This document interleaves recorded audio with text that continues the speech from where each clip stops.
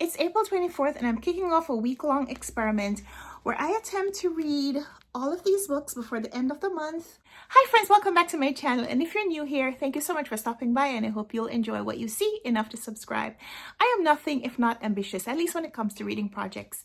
And throughout the year, I find myself participating in little challenges, finding lots of reasons to pick up books that I would not otherwise choose for myself, and quite often, I enjoy my time with these books so much that I always get motivated to want to try more challenges. So, I have been participating in this Facebook group for several years. So twice every year, there's a list of 10 prompts, and each participant gets to choose what book they want to read in order to meet the prompts. We have 4 months to read 10 books, and if you finish your list early enough, then you can read someone else's choice for those prompts and complete a bonus round. This round, I have successfully completed my 10 books, so now I want to participate in the bonus round before the month wraps up, but there are only 7 days left. So this is my reading journal. Up top is a list of books that I read to complete the prompts first time, and now here are my selections for the bonus round. So here's a list of 10 prompts and the books that I have selected from someone else's earlier selection in order to meet those requirements.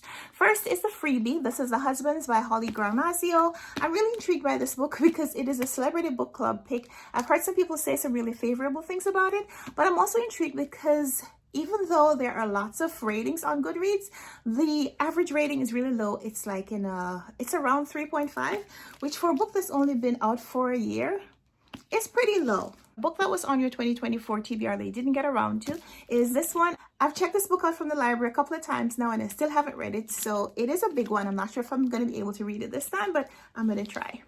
Yellowface by R.F. Kuang is a book that meets the prompt of the main character as an artist. I'm not sure what kind of artist, but I've heard really good things about this one too. Milkman meets the prompt of a book with sunset on the cover. This is also a former Booker Prize winner, and it's one of the things that I want to do this year is to read some of my books that I have collected that have won the Booker Prize. So this actually checks off a few boxes if I can read it in this week. Nothing to See Here by Kevin Wilson is a book that was on a celebrity book club list. And I know I just told you about this one, which is also on a celebrity book club list, but the requirements for this challenge is that you can't use one book to meet 2 prompts, so I had to choose 2 different books. Inside Out and Back Again is a book where the title starts with the letter I. Another book from my shelves which meets the requirement of a book where there's a city name in the title. This is Brooklyn by Colm Toybin, and I've had this on my shelves for a long time, hoping to read more of the books that I already own. So I was really happy when I saw that someone else had chosen this so I could add it to my list here. The next prompt is to read a book with a female villain, and I chose The Wonderful Wizard of Oz by L. Frank Baum. I don't have a copy. I thought I did, so I'm going to have to see if I can get a copy from the library before the week is out, but I have a lot of other books here to keep me busy, even if I don't get to that one. The Facebook challenge creator's name is Erin Gray, and one of the prompts this round was to find a book where the author's name is either Erin or Gray, and I chose this one. I read The Care and Feeding of Ravenously Hungry Girls by the same author, Anissa Gray, in the earlier round, and I liked it so much I wanted to read something else from her, so I picked up Life and Other Love Songs, another novel, so hoping to get to that one this round as well. The final prompt is to read a book about climate change, climate fiction, or nonfiction, and I've chosen Parable of the Sower by Octavia E. Butler. I've only read her book Kindred, so definitely want to read more from her. Don't know if it'll happen this week. Those are the 10 titles, 8 physical copies that I have here already. Wow, this looks startling when you look at it like this, but I'm going to be seeing how many of these I can read in the next week. So do you want to see that journey? Stay tuned for the rest of this video. It's been about half an hour since I filmed the intro to the video, and I have started my first book. I'm reading The Husbands by Holly Gramazio, and I'm really enjoying it so far.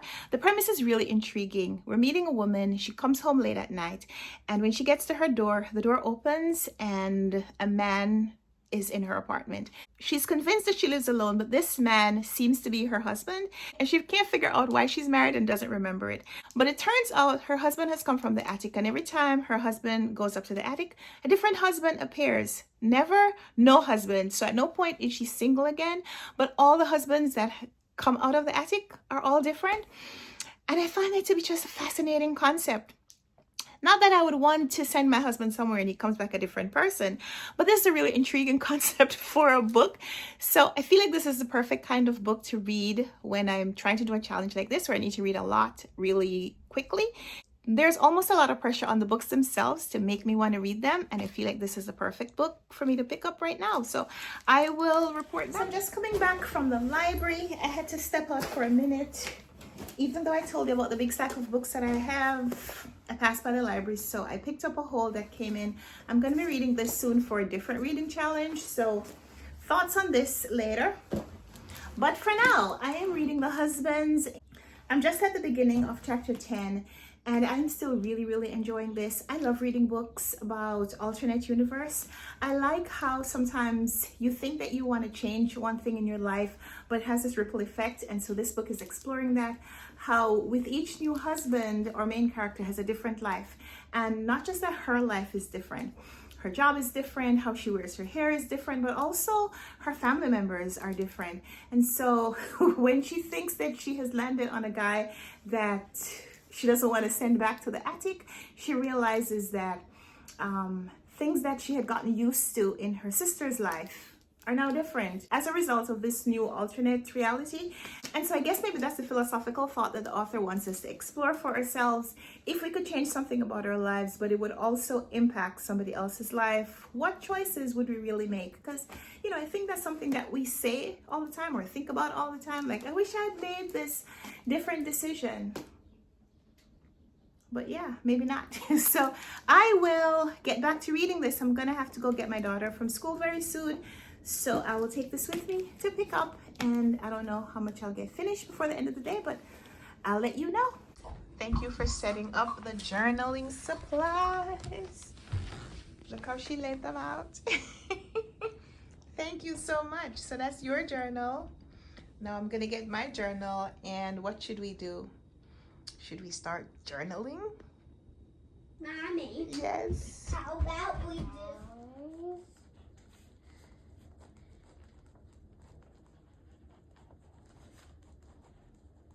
So I'm reading The Husbands, and I think this passage right here on page 160 is what really describes what this book is about. So she's trying to find a pattern with the appearance of the men who come from her attic to be her husband. So she's trying to figure out maybe why the men appear the way they do.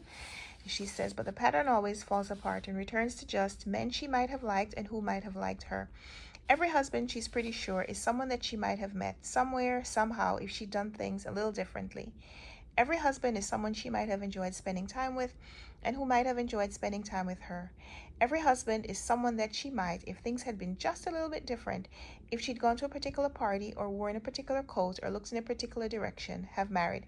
Which is not to say that all of them are men it was necessarily a good idea to marry. That is really what the book is about so far, and I like it. I like the writing. I think it has a little bit more explicit reference than I would like, but other than that, I'm still liking it. It's just about 2 p.m. on Friday. The project is going well because I finished my first book, and I'm really proud of that because it was over 300 pages, 338 pages to be exact. And if this tells me anything, it is that there's a book for everyone, because I really enjoyed this. It's not a 5-star. I had to take a point off because there were some intimate things that I felt were a little cringy. I love reading about alternate universes. I love the idea of exploring all the possibilities that your life could explore if you had taken this instead of that turn. And so this is what this book is. The main character is Lauren. She's living in London. You can't pursue a relationship with every person that you meet, but it forces her to think, what about her life made her attracted to a life shared with this person as opposed to that one? And so with each husband, her life is different. She's different. Her interests are different. Her job is a little different. And so it makes you think about your own life. Like, you know, what about your current life? What about your current life is based on a decision that you made a long time ago? And how would your life have been different if you'd made a slightly different decision? So what I liked about the book is that we have some characters, some people who keep reappearing in different places. So I love how the author explored that. Really enjoyed it. But what is so interesting to me is that the average rating is so low. So like I said, I'm reading this for a challenge where people who have read the book have shared what their ratings are. And some people are rating it like a 2-star. And that's confusing to me, but not really, because you like what you like. And so this is not a premise that will appeal to everyone, but it did to me. So I am currently going through this bag that I shoved some papers in the other day. Stack of papers, because we have paper piles around here sometimes, and it's usually just things that I don't know how to deal with. Some of these are papers from when we went camping. Like this was the newspaper that they distributed at our campsite, and I had planned to make a display and just didn't. These are papers that I had printed out from my reading journal last year. So it tells you some of these are papers that have just stuck around for a long time. Little pictures that I had printed to put in my reading journal. I didn't do a good job of keeping my reading journal last year updated, but so far this year I am doing much better. I am much more pleased with how I'm keeping my reading journal maintained. And I have just finished with this book. I finished my 39th book this year, which is just a little under how many books I read for the entirety of last year. Look at this picture that my daughter drew. So when she was making this artwork last year, I didn't have a place to put these, but now I have a big file where I keep her artwork, and at the end of the year we'll go through and maybe sort and see what we want to keep and what gets discarded. I'm thinking about making like a little like art gallery one day, or just like putting up her pictures and her paintings on the wall so that we can enjoy them, maybe take a picture, a little video, and then say goodbye to some of those pictures to make room for the things that she'll make next year and the year after that. Yeah, so some of these are papers for my youth group that need to go to church with me. So we just need to organize and sort, and that's what I'm doing while I think about what the next book is that I should pick up for this project. So sorry, it's me again. Before you go, I just wanted to show you something that my daughter made in her art club at school. This was in September 2024. It says it on the back. Don't have an actual date, but maybe it's just me, but I'm always impressed by her artistic ability. Yes, if you look back on videos from 3 or 4 years ago, you will see that I gave her crayons and paints to work with when she was very young. And so I'm going to take credit and say that I helped to fuel interest, but I certainly did not give her the natural talent which she does have. So yeah, this is why I'm telling you we are going to have a little art gallery set up one day soon, and I'll share it with you, of course, if you're interested. It's Friday afternoon. I'm heading to the library, and I'm going to be dropping off my Arc of Saltwater by Katie Hayes. It was in my video where I talked about 3 books that the publishers has sent me recently. It came with a really beautiful box from the publisher, and so I have a finished copy I can pass on my Arc. Hopefully the person who picks this up enjoys it as much as I did.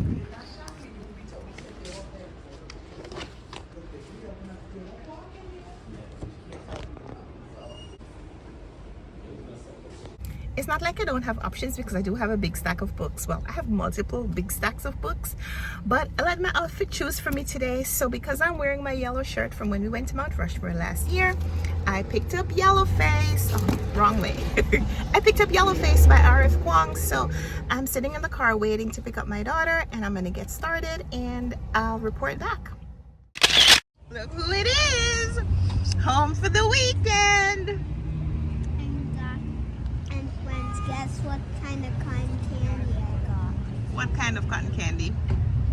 I got blue and pink. You got blue and pink to match your blue and pink. Yeah, blue and pink in the same bag to match your outfit, because your outfit is blue but also has other colors.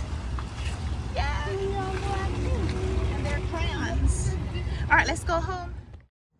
So I found it kind of humorous that I'm reading a book about Chinese culture and my husband brings home sushi for dinner. So I know before you say it that sushi is not Chinese, it is Japanese. But in this book, the author pokes fun at how sometimes people see Asian culture as a monolith, that they confuse Chinese identity with Korean identity, with Japanese identity, with Vietnamese identity, all of that. So I just thought it was funny and kind of pokes fun at the book by me eating some sushi while I'm reading a book about China. Friday evening, and I started Yellowface by R.F. Kuang. I'm at page 62. The book is a little over 300 pages, so I don't think I'm going to be able to finish today, but I started and I'm really, really enjoying this. So you know how I tell you all the time that I don't read book synopses? I had no idea what to expect going in, but this is not what I thought I was going to get. So I do know that the author she's a student at Yale, and I think this is my first time reading anything from her, but I think she's known for more academic novels. And so I expected this to be academia. I don't know if it's dark academia. I guess it is. But I'm really enjoying this. So we have two characters, and I just automatically assume that because our author is Asian, that the main character would also be Asian. She's not. We're reading about two women, and they have very different identities. So the main character, she feels like she's too nondescript to really make a name, like a public persona. Like she feels like she needs a different kind of background in order to stand out.